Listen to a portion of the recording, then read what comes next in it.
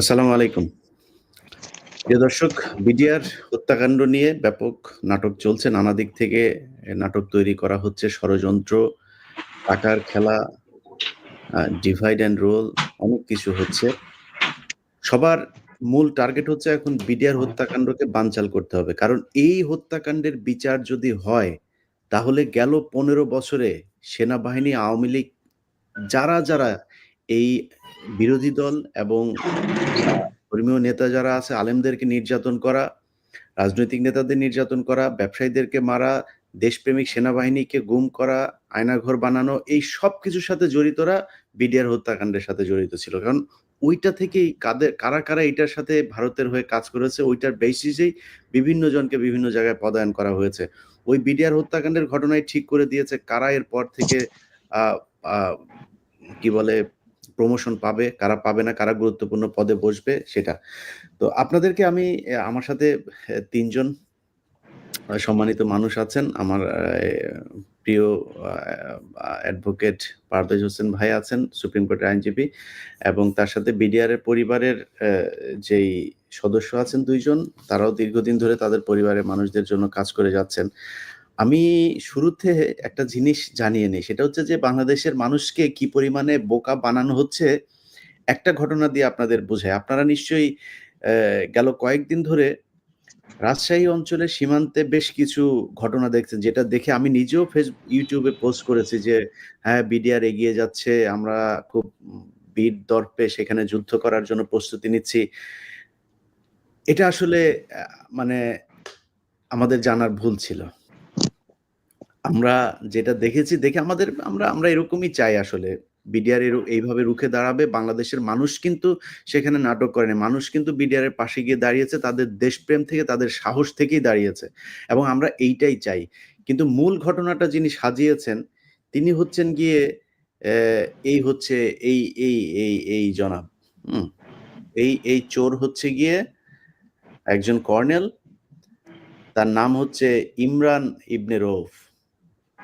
এই চোর সেখানে নাটক সাজিয়ে এখন নিজেকে দেশপ্রেমিক বানানোর চেষ্টা করছে। বাট আমি যেটা মনে করছি, যতটুকু আমার কাছে তথ্য, সে ওইখানে ভারতের সাথে একটা যুদ্ধ একটা খেলা তৈরি করতে চাচ্ছে। উত্তেজনাটা, মানুষের দৃষ্টিটা ঐদিকে নিয়ে যেতে চাচ্ছে। বিডিআর নিয়ে এখন যে বিচার-টিচার শুরু হয়েছে, এগুলো যাতে এখন আপাতত বন্ধ থাকে। এইদিকে যাতে কারণ থাকে না। এরকম চেষ্টা 'প্রথম আলো', 'ডেইলি স্টার' বিভিন্ন জায়গা থেকে হচ্ছে। সবার দৃষ্টি এখান থেকে সরাইতে চেষ্টা একটাই, সেটা হচ্ছে বিডিআর এর হত্যাকাণ্ড নিয়ে বিচার হইতে দেয়া যাবে না। বিডিআর এর যে পরিবার আছে, তাদের ভেতরেও এখন একটা বিভেদ তৈরি করার চেষ্টা করা হয়েছে। যে বলা হচ্ছে এক পক্ষ যারা যাবজ্জীবন হয়েছে, যাদের ফাঁসি হয়েছে তাদেরকে বাঁচানো, তাদের ব্যাপারে আমাদের কিছু বলার দরকার নেই। যারা খালাস পেয়েছে শুধু তাদেরকে ছাড়লেই হবে। নো। শেখ হাসিনা সবচাইতে ভালো বিডিআর এর সদস্য যারা, তাদেরকে ওই ঘটনার দিন মারা হয়েছে। আমরা শুধু ৫৭ জন সেনা কর্মকর্তার নাম শুনেছি। কিন্তু এই ঘটনায় প্রায় ১৫০ বিডিআর এর সদস্য, বিডিআর এর বিভিন্ন পর্যায়ের সদস্যদেরকে আপনার করা হয়েছে, মারা হয়েছে। জিজ্ঞাসাবাদের নামে নিয়ে মারা হয়েছে। ওই দিন মারা হয়েছে। ওই দিনও কিন্তু বিডিআর এর প্রায় সম্ভবত ১১ জন, আমার ঠিক সংখ্যাটা যদি ভুল না করি, ৯ জন বা ১১ জনকে মারা হয়েছে ওই দিনই। বিডিআর এর যে এই পিলখানার যেই পেশ ইমাম ছিলেন, সেই পেশ ইমামকে মারা হয়েছে, হত্যা করা হয়েছে। ইনজেকশন পুশ করে তাকে খুন করা হয়েছে। কারণ তিনি সব দেখেছেন। অতএব আমরা এটার বিচার চাই। শেখ হাসিনা এর পরপর মেরেছেন, তারপরে মেরেছেন। এরপরে যারা জেলখানায় গিয়েছেন, ওই ব্যক্তিদেরকেই ফাঁসি দেওয়া হয়েছে। আমি মনে করি ওই ব্যক্তিদেরকেই ফাঁসি দেওয়া হয়েছে যারা এই ঘটনার সবকিছু জানেন, কিন্তু এটার সাথে জড়িত না। অতএব আমাকে যদি আপনি কোন ভাগ করতে বলেন, তাহলে আমি বলব যাদের ফাঁসির আসামি হয়েছে তাদেরকে সবার আগে ছাড়তে হবে।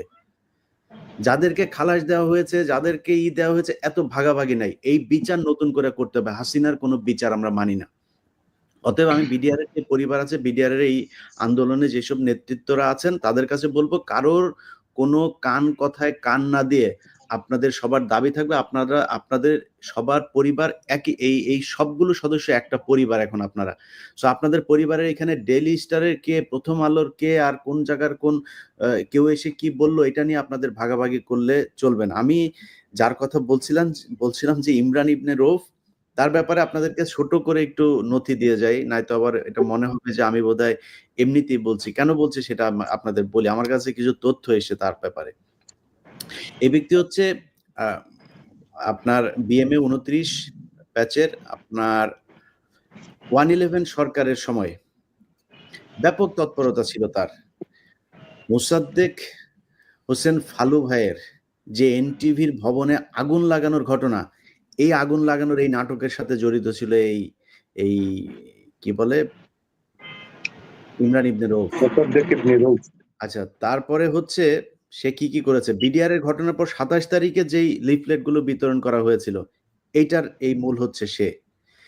তারপরে সে বিডিআর এর বিভিন্ন সদস্যদেরকে জিজ্ঞাসাবাদের নামে হত্যা করার সাথে জড়িত হচ্ছে এ। মেজর সুমন, মেজর হাসিব, তারপরে হচ্ছে গিয়ে আপনার সোবায়েল থেকে শুরু করে যেই মেজররা ওইদিন ক্যাপ্টেনরা ওইদিন ঘটনার দিন ছিলেন, বিডিআর এর ৪ নাম্বার ৩ নাম্বার বিভিন্ন গেটে তারা অপারেশন চালাতে চেয়েছিলেন, তাদেরকে নির্যাতন করেছে এই ইমরান ইবনে রউফ নিজে। এগুলো আপনারা জানবেন। আমি যা বলছি এগুলোর যে মেজরদেরকে টর্চার করা হয়েছে সেই মেজররাও আমাকে বক্তব্য দিয়েছেন। এগুলো আমি পিলখানা নিয়ে যেই অনুসন্ধান করছি সেখানে সবকিছু দেখবেন। তারপরে এই বিডিআর এর ঘটনার পরপর আর্মির বিভিন্ন অফিসারদেরকে এই যে আয়নাঘর, এই আয়নাঘরের মূল কারিগর হচ্ছে এই ইমরান ইবনে রউফ। বিভিন্ন অফিসারদেরকে গুম করা এই ব্যক্তি। বিডিআর এর বিভিন্ন পরিবারের মানুষকে হুমকি দেয়া এই ব্যক্তি। তারপরে হচ্ছে গিয়ে শাপলা চত্বরের ঘটনার সাথে সে জড়িত।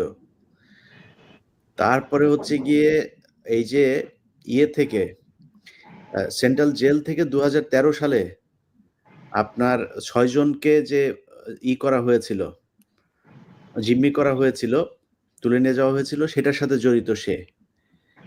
সো সে মানে আর্মিতে তাকে বলা হয়, আমাকে যিনি এই আর্মির যে অফিসার আমাকে দিয়েছেন, তাকে ড্রামা কুইন বলা হয়। উনি লেখাটা এইভাবে লিখেছেন যে he is a drama queen, brutal and can only be compared two খুনি জিয়াউল হাসান। আমাকে যে লিখেছে তার লেখাটা আমি আপনাদের বললাম। যাই হোক, এই হচ্ছে সেই ব্যক্তি। অতএব সে এখন ওই সীমান্তে যা করছে এটা হইতে পারে সে ভারতের সাথে এখনো কানেক্টেড এবং ভারত তাকে দিয়ে এটা করাচ্ছে। ভারত হয়তো সেখানে একটা হামলার চেষ্টা করতে পারে, সে এটা করে একটা উত্তেজনা তৈরি করবে, ভারত হামলা করলে তারপর একটা যুদ্ধ শুরু হবে। যাই হোক, যুদ্ধ করার জন্য বাংলাদেশের মানুষ প্রস্তুত, আমাদের সমস্যা নেই। ভারতের সাথে কোনো কারণ ছাড়া যুদ্ধ করতেও বাংলাদেশের মানুষ রাজি আছে। কিন্তু ইমরান ইবনে রউফকে ওইখান থেকে সরাতে হবে এবং সে যেন কোনোভাবে পালাতে না পারে। বিডিআর এর যে কমিশন হচ্ছে সেই কমিশনে তার নাম উঠে এসেছে এবং তাকে গ্রেফতার করা হবে। খুব দ্রুতই আপনারা দেখবেন এগুলো। আমি আমার জায়গা থেকে বলি আলোচনায় যাওয়ার আগে যে বাংলাদেশে যদি একজন মানুষও এই বিচারের জন্য না থাকে, আমি মার্কিন যুক্তরাষ্ট্রে বসে আমি এই বিচারের জন্য সর্বোচ্চ দিয়ে যাব যতক্ষণ আমার নাকে নিঃশ্বাস থাকবে। অতএব এটারে করার কোনো সুযোগ নাই। আগেও বলেছি, আবারও বলছি, সামনে ১-১.৫ মাস আমি এইটা নিয়েই থাকবো। আমারে না মেরে ফেললে, আমাকে না মারা পর্যন্ত এখানে যা আছে সব বের করব আমি। আমার হাতে যা এসছে এখন পর্যন্ত এটা গুড এনাফ।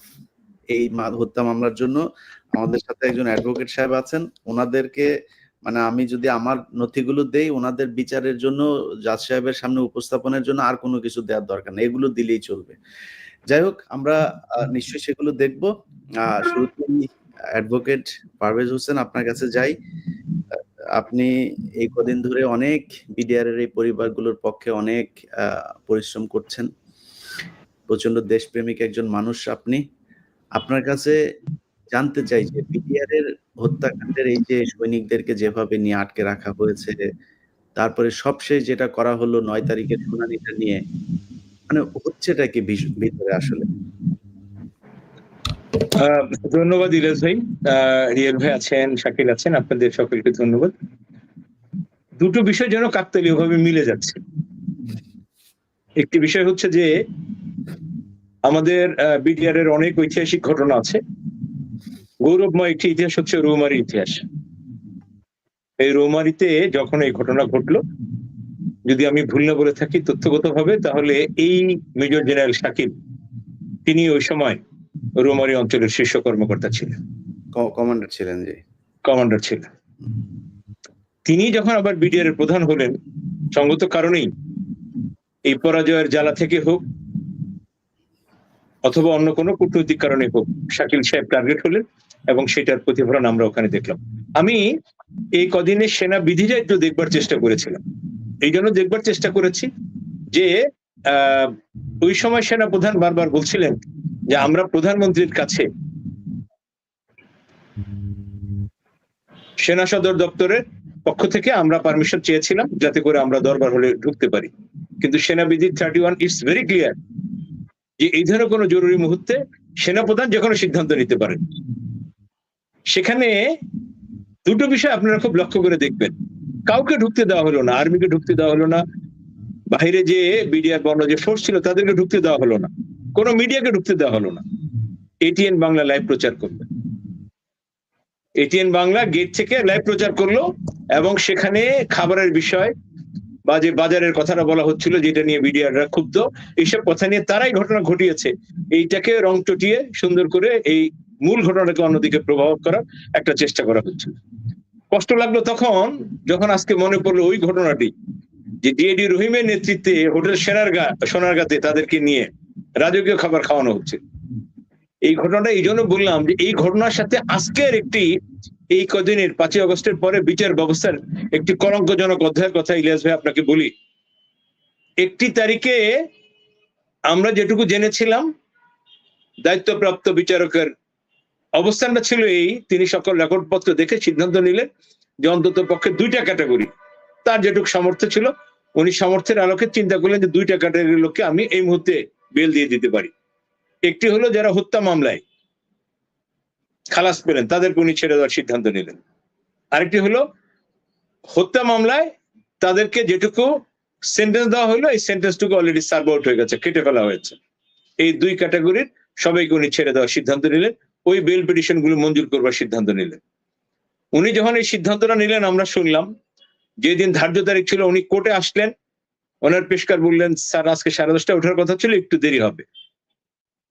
একটু পরে আমরা শুনলাম যে উনি অসুস্থ হয়ে পড়েছেন, উনি নাই।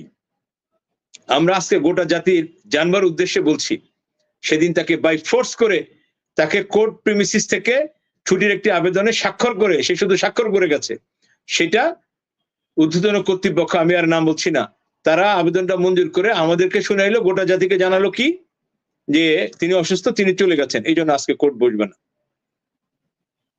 বলছি যে এই বিচারকে একটি প্রহসনে পরিণত করার জন্য, এই বিডিআর এর মামলাকে ভিন্ন খাতে প্রভাবিত করার জন্য এবং নিষ্পেষিত নিগৃহীত এই বিডিআর সদস্যরা যারা মুক্তির প্রহর করছেন তাদের মুক্তির প্রহর, তাদের মুক্তি হবেই, আজ হোক কালো হবে, এই জাতি, এই ছাত্র জনতা, এই জনগণ বেঁচে থাকলে তাদের মুক্তি হবে। কিন্তু এই যে দীর্ঘসূত্রিতার পথ রচনা করতেছেন এটার সাথে সে আগের ষড়যন্ত্রকে মিলিয়ে দেখবার জন্য আমি একটু বিনীত অনুরোধ করছি। সবশেষ যে বিচার প্রক্রিয়ার কথাটা আমার কাছে খুব কষ্টের সাথে বলতে হচ্ছে সেটা হলো এই যে এটা সবাই জানে 5ই আগস্টের পরে আলিয়া মাদ্রাসার ছেলেরা সিদ্ধান্ত নিল যে এখানে বেগম খালেদা জিয়াকে নিষ্পেষণ করা হয়েছে, আল্লামা দেলাওয়ার হোসেন সাইদিকে নিষ্পেষণ করা হয়েছে, সম্পাদক মাহমুদুর রহমানকে নিষ্পেষণ করা হয়েছে। এই প্রিমিসিসটাকে বিডিআর এর বিচারের নামে বিডিআর এর নিরীহ নিরপরাধ সদস্যদেরকে, দেশপ্রেমিক সদস্যকে এখানে নিগৃহীত করা হয়েছে, নিষ্পেষণ করা হয়েছে। সো আমাদের এই প্রিমিসিসটাকে কোনো অন্যায় কাজে ব্যবহার করতে দেওয়া হবে না। এর কারণে তারা আগে ভাঙচুর করলেন, ব্লক করে দিলেন এবং একটা কোর্টের যে স্ট্রাকচার থাকে সেই স্ট্রাকচারকে ডিমলিশ করলেন। সেই অবস্থার পরিপ্রেক্ষিতে এরা প্রজ্ঞাপন দিয়ে আবার সেখানে যাওয়ার সিদ্ধান্ত নিল। শুধু তা না, আমি এটা আগে আপনাকে বলেছিলাম যে 24 ঘন্টার মধ্যে এই 3টা ভেন্যুকে নিয়ে, কখনো আলিয়া মাদ্রাসা, কখনো কেরানীগঞ্জের পুরনো আদালত, কখনো মহানগর দায়রা জজ আদালত, এভাবে ঘন্টার পর ঘন্টা, এক এক ঘন্টায় আমরা এক এক খবর পাচ্ছিলাম এবং এই সবগুলো নিউজ ছিল অফিসিয়াল। সবচেয়ে দুঃখজনক হইল সকালবেলা এরা জানলেন এবং বলতে বাধা নেই যে এই আলিয়া মাদ্রাসার ছেলেদেরকে দিয়ে কে কারা কিভাবে এই প্রিমিসিসের যেটুকু অবশিষ্ট ছিল কোর্ট পরিচালনা করা যেত সেটুকুকে আগুন দিয়ে পুড়িয়ে দিল। ফায়ার সার্ভিস গুলো সবগুলো তদন্ত সংস্থা, গোয়েন্দা সংস্থা সবাই সেখানে হাজির। সকালে তারা নাটক করলেন কি, বিজ্ঞ বিচারক সহ প্রসিকিউশন সেখানে গেলেন দেখবার জন্য যে কি অবস্থা হয়েছে। তো তাদের কাছে সর্বশেষ অবস্থাটা পরিষ্কার ছিল। এরপরও না এই বিচারের নামে তারা সেখানে একটি নাটক করতে গেলেন, একটি নাটক মঞ্চস্থ হতে আমরা দেখলাম, গোটা জাতি দেখল। এই জন্য বললাম যে বিডিআর এর এই সদস্যরা মুক্তি পাবে, এই বিচারিক আদালতের মাধ্যমে তাদেরকে মুক্তি দিতে হবে। কিন্তু বিচারের নামে যে প্রহসন, আমাদেরকে সেই 2009 এর ঘটনার সাথে এই ঘটনাগুলোর সাথে পেছনে যে ষড়যন্ত্রের চেইন অফ কনস্পিরেসি, সেটা আবার নতুন করে স্মরণ করিয়ে দিল। সবশেষ আমি যে কথাটি বলতে চাই সেটা হচ্ছে এই, যে এখন 19 তারিখে একটি তারিখ ধার্য করা হয়েছে। সেই তারিখের মূল প্রতিবদ্ধ বিষয় কি, এই ধার্য তারিখে কি হবে, বেল পিটিশন গুলো ডিসপোজাল করা হবে। তারা বলছেন বেল পিটিশন গুলো ডিসপোজাল করা হবে। একইভাবে তারা সাক্ষী নিয়ে এই মামলাকে বিচারিকভাবে, যেখানে আমরা বলেছি যে একটি তদন্ত কমিশন হওয়া, যেটা মহামান্য হাইকোর্টের রিটের মাধ্যমে হইল, রিটের মাধ্যমে হওয়ার কারণে কি প্রমাণ হইল, যে মহামান্য হাইকোর্ট এই বিষয়টিকে পরিষ্কারভাবে নজরে নিলেন, আমলে নিলেন, যে এখানে বিচারের নামে প্রহসন হয়েছে, প্রকৃতপক্ষে কোনো তদন্ত হয়নি। তদন্ত হয়নি বলেই প্রকৃত দোষীরা আইনের আওতায় আসেনি। যারা প্রকৃত অপরাধী, যারা দোষী, যারা ষড়যন্ত্রকারী, তারা ধরাছোঁয়ার বাইরে রয়ে গেছে। এই জন্যই মহামান্য হাইকোর্ট আরেকটি তদন্ত হওয়ার প্রয়োজনীয়তা অনুভব করলেন, সেই মর্মে একটি আদেশ দিলেন, এবং সেই আদেশের পরিপ্রেক্ষিতে সরকার ইচ্ছাই হোক অনিচ্ছা হোক বাধ্য হলেন একটি তদন্ত কমিশন করার জন্য। তাহলে তদন্ত কমিশন যখন হচ্ছে, তাহলে এটা তো দিবালোকের মতো পরিষ্কার, যেখানে আর কোনো পুরনো যা হয়েছে সবগুলি হচ্ছে একটি ভুল ফরমাইশি আদেশ, ভুল ফরমাইশি জাজমেন্ট, ভুল ফরমাইশি একটি বিচার এখানে হয়েছে।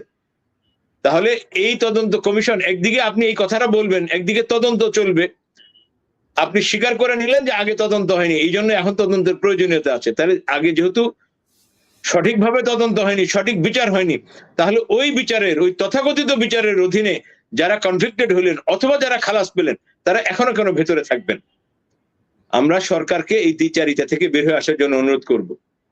জনগণের সাথে এই ডিজিটাল যুগে প্রত্যেকটা নাগরিকের চোখ কান কিন্তু খোলা। আপনি নিজে চোখ বন্ধ করেছেন বলে আপনি এটা মনে করার কোনো কারণ নাই, গোটা জাতি চোখ বন্ধ করে আছে। ডিজিটাল যুগে এখন সবাই সব খবর রাখে। সবার আগে যাকে আপনি লেম্যান বলছেন, সহজ সরল বোকা মনে করছেন, সেও কিন্তু আমরা আমাদের এই দীর্ঘ 24 বছরের ওকালতির অভিজ্ঞতায় দেখছি, তারা আমাদেরকে কোর্টের খবরটা আমার ক্লায়েন্ট জানার আগে, আমার জুনিয়র জানার আগে, দূরবর্তী একটি লোক আমাকে খবর দিয়ে বলছে, স্যার আজকে এই মামলা এই আদেশ হয়েছে না।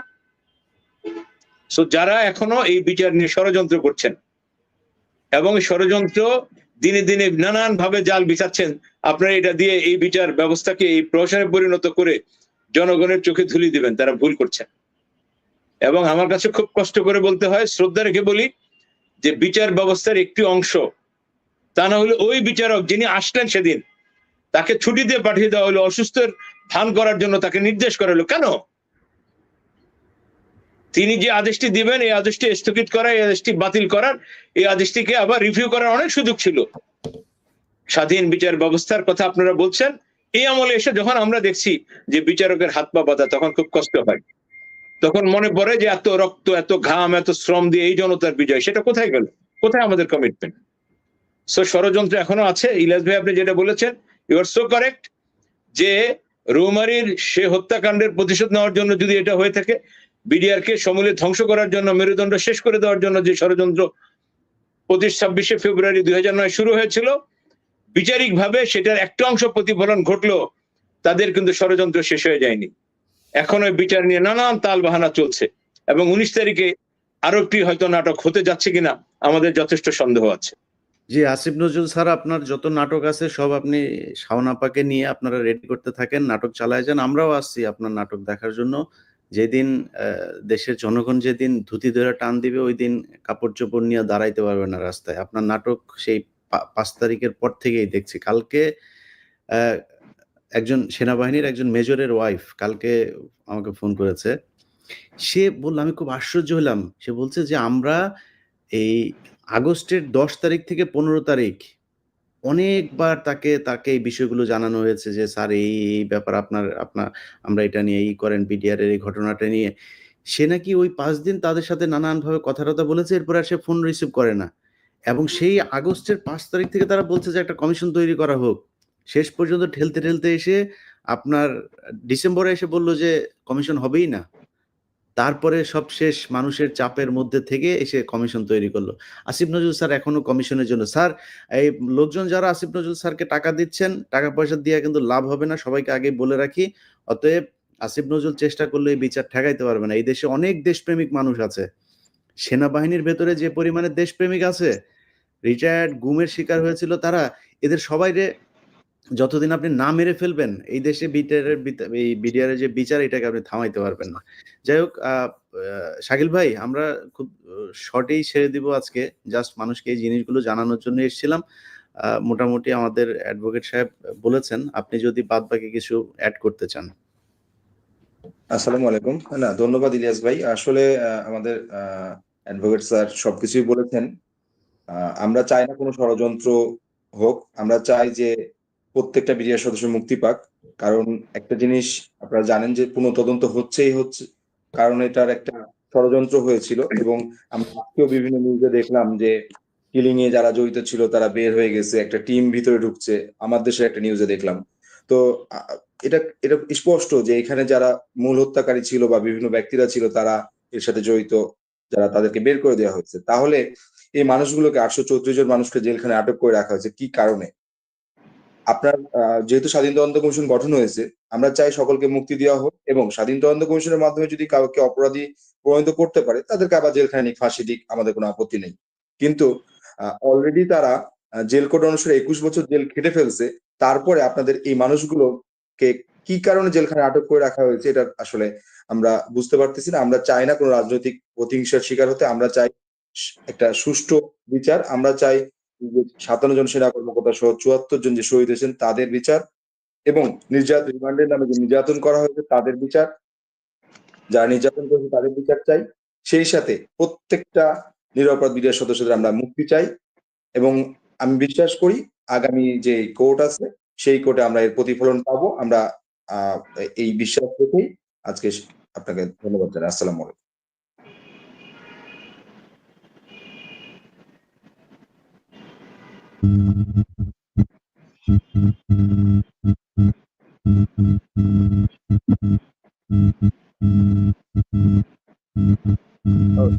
রিয়াদ ভাই শুনছেন? হ্যাঁ ভাইয়া, শুনছি। জি বলেন। ধন্যবাদ জানাই ইলিয়াস ভাইকে লাইভে আমন্ত্রণ করার জন্য। আমার প্রথমেই একটা কথা মনে পড়ে যায়, আমরা বিডিআর নওজোয়ান, এই মাটির সন্তান, দুর্জয় এক মৃত্যুহীন প্রাণী, বীর চাই আমরা, বীর বুঝি ওই সম্মান। সে সম্মানটুকু হয়তো আজ আমরা পাচ্ছি না। অত্যন্ত আবেগঘনভাবে বলতে হয়, যারা অডিওতে বোধহয় একটু সমস্যা হচ্ছে, আপনি দেখবেন। আমি এখন শুনতে পারেন?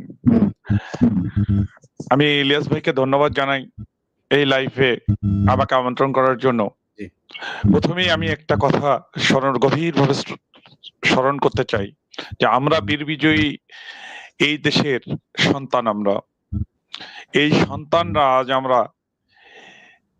আমরাও পারতাম এই দেশের ডিসি হতে, এসপি হতে, ইলিয়াস স্যারের মতো হতে, আসিফ নজরুল স্যারের মতো হতে। কিন্তু আসিফ নজরুল স্যারের মতো কিন্তু আসলে দুর্ভাগ্যবশত আমরা হতে পারি নাই। আমরা চেয়েছি এ দেশের প্রত্যেকটি ইঞ্চি মাটি কিভাবে রক্ষা করা যায় সেটারই প্রতিফলন আমরা প্রত্যেকটা 2009 সালের পূর্বে আমরা দেখিয়েছি। ইলিয়াস ভাই, আমার খুব মনে পড়ে রৌমারী যুদ্ধের কথা। ভাই, আমরা পাদুয়া যুদ্ধের ইতিহাস ভাই আলোচনা করে আপনি একটু মানে এই বিডিআর বিদ্রোহ নিয়ে কোনো ষড়যন্ত্র হচ্ছে কিনা এটা বলেন। ভাই, এই ষড়যন্ত্র থেকে, এই পিছনের ইতিহাসগুলো থেকেই যদি আমরা শিক্ষা নিতে হবে যে আমাদের এই বিডিআররা কত একটা সাহসী মানুষ ছিল এরা। আজ এদেরকে গভীর ষড়যন্ত্রের মাধ্যমে এদেরকে কারাগারে আটক করে রাখা হয়েছে। তা আমরা যদি বারবারই বলি যে এটা বিদ্রোহ না, এটা একটা পরিকল্পিত হত্যাকাণ্ড, তাহলে পরিকল্পিত হত্যাকাণ্ডের বিরুদ্ধে যে তৎকালীন যে আদালতটা হয়েছে, সেখানে তো সে আদালত তো এখন ভালো কিছু দেবে না। অতএব ওই আদালতটাকে আমরা নিষ্ক্রিয় করে নতুন যে স্বাধীন তদন্ত কমিশন আমরা তৈরি করেছি।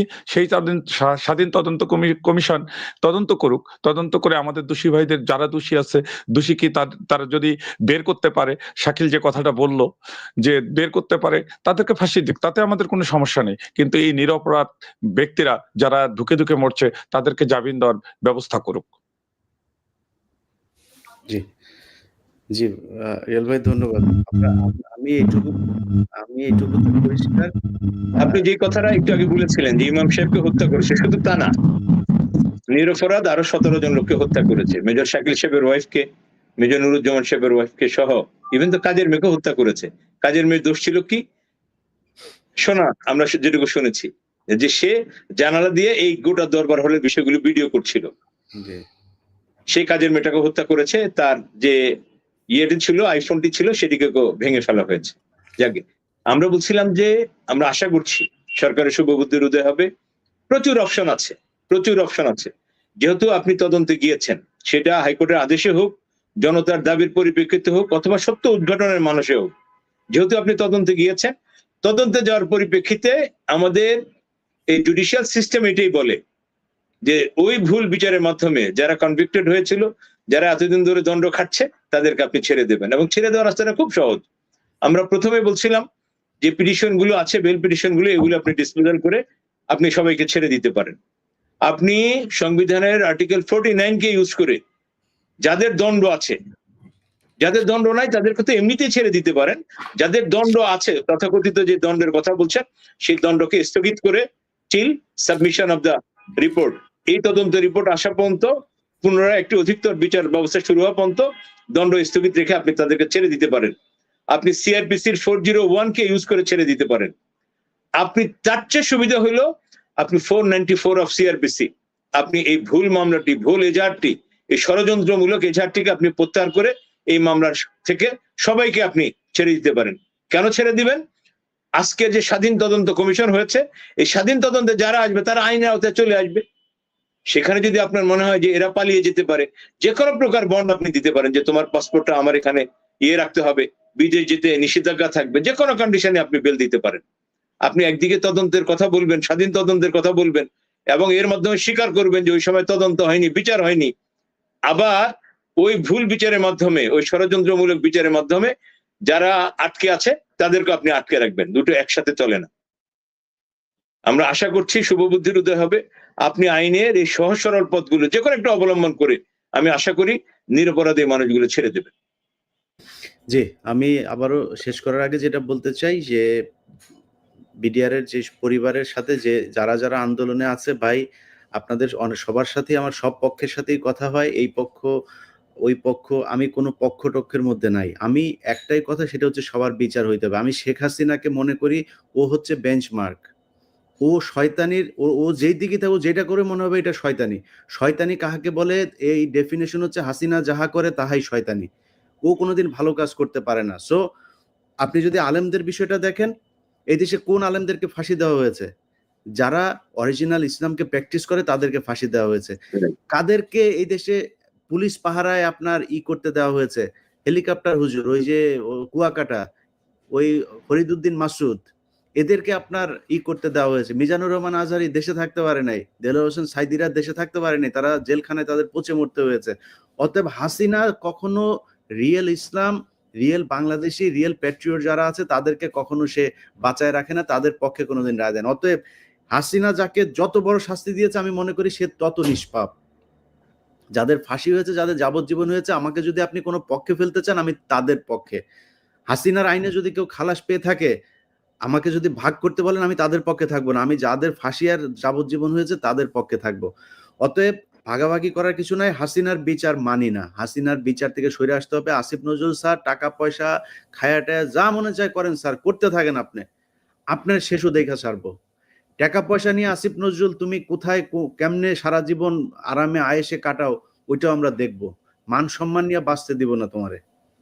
অতএব বাংলাদেশের মানুষের কাছে খুব ঠান্ডা মাথায়, খুব ভদ্রভাবে বলে যাচ্ছি, আমরা প্রতিদিন এই যে একদিন দুই দিন পর পর লাইভে কথা বলছি আপনাদেরকে জানানোর জন্য যে এই হচ্ছে আসিফ নজরুল কত নাটক করছে, কত কিছু করছে, কিভাবে কালক্ষেপণ করছে, 7 মাস হয়েছে আসিফ নজরুল, এই দেশ শুধু তোমার জন্য স্বাধীন হয় নাই। এই দেশের প্রতি ইঞ্চি মাটি যারা পাহারা দিয়েছে, যাদেরকে জেলখানায় ঢুকানোর কারণে বাংলাদেশের স্বাধীনতা আজকে 15 বছর জিম্মি, তারা জেলখানায়, তুমি তাদেরকে ভেতরে রাইখা আরামায়েশে সিনেমা দেখতে যাও আসিফ নজরুল। এটার জন্য বাংলাদেশের মানুষের কাছে তোমাকে জবাব দিতে হবে। টাকা পয়সা পাবা, মান সম্মান পাবা না। যাই হোক, আপনাদের সবার কাছে অনুরোধ, আমি আবারও বলছি, বিডিআর এর পরিবারগুলো প্লিজ আপনাদের ভেতরে ভাগাভাগি করেন না কে কি বললো।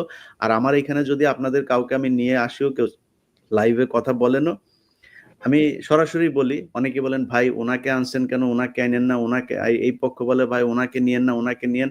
ভাই আমার কাছে সব পক্ষ সমান, আমার কাছে এসে ভাগাভাগি করতে আসবেন, আস্তে করে আমি আপনার কাছ থেকে সরে যাব, আমার আপনার সাথে পাবেন। আমি কোনো ভাগাভাগির মধ্যে নাই, আমি এক ভাগের মধ্যে আছি, ভারত আর আওয়ামী লীগ। এই জায়গায় আমার কোনোই নাই, এটার জন্য জীবনের যা করা প্রয়োজন তাই করব। আপনাদের সামনে ভিডিওতে বলে যাচ্ছি, এই পৃথিবীর সবকিছু যদি দিয়ে দেওয়া হয়, যদি বলা হয় বাংলাদেশের প্রেসিডেন্ট বানানো হবে কালকে, তাও ইন্ডিয়ার আওয়ামী লীগের সাথে কম্প্রোমাইজ করব না।